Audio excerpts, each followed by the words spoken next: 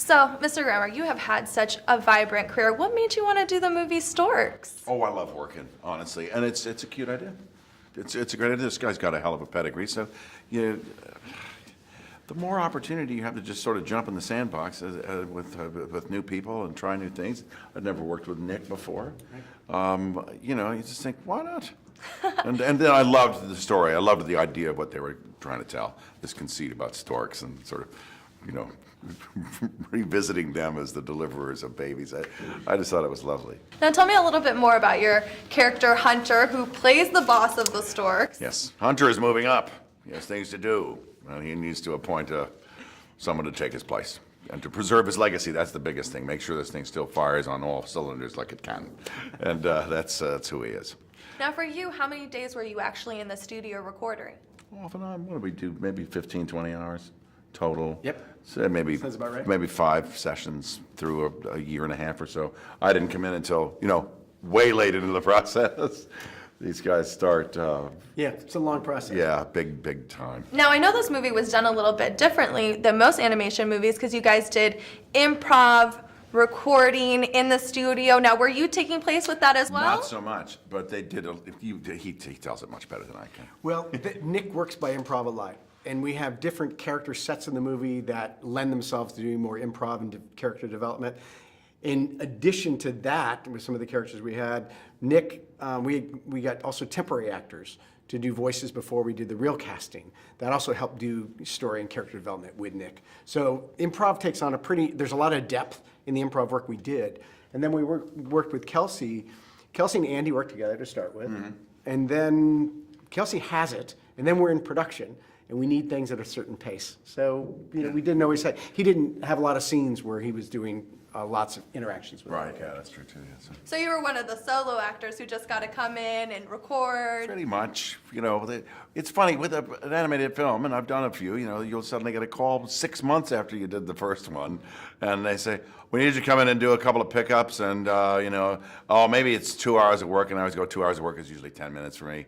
So I like to go fast, and so I'll be out of there 40 minutes, and so you slate it in, you set the time, and you hit what you hit.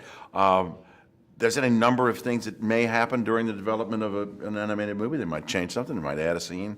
So you're always on call, but it's not, particularly challenging. So you were one of the solo actors who just got to come in and record. Pretty much, it's funny with an animated film, and I've done a few. You'll suddenly get a call 6 months after you did the first one, and they say, "We need you to come in and do a couple of pickups." And maybe it's 2 hours of work, and I always go 2 hours of work is usually 10 minutes for me. So I like to go fast, and so I'll be out of there 40 minutes, and so you slate it in, you set the time, and you hit what you hit. There's any number of things that may happen during the development of an animated movie. They might change something, they might add a scene.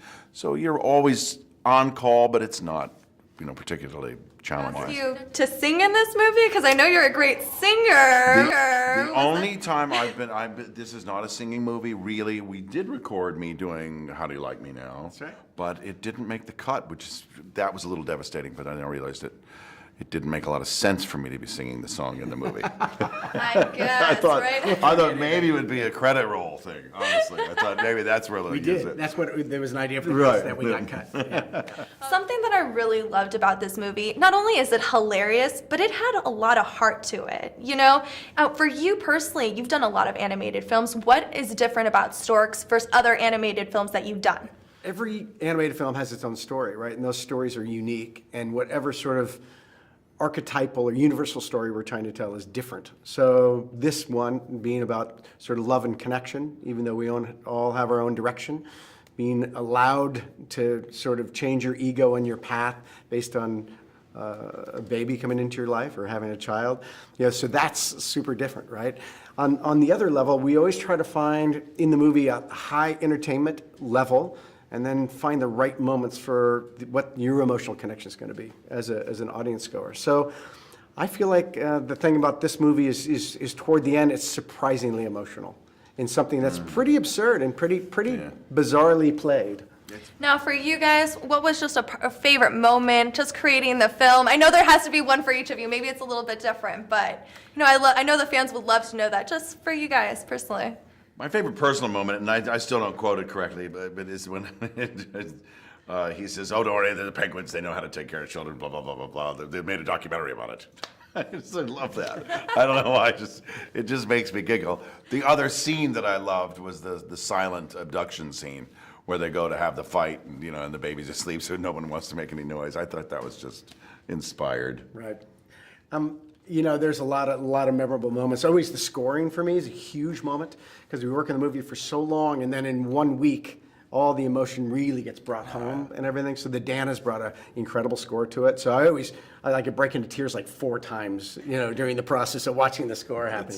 And the choir and everything, that was fantastic. But, So are you guys admitting that you did cry a little bit during this film? Oh, I cry all the time. yeah. It's a big cry. Huh? I've never made it through a best man speech. What about you? I started breaking down in the middle of it. Yeah.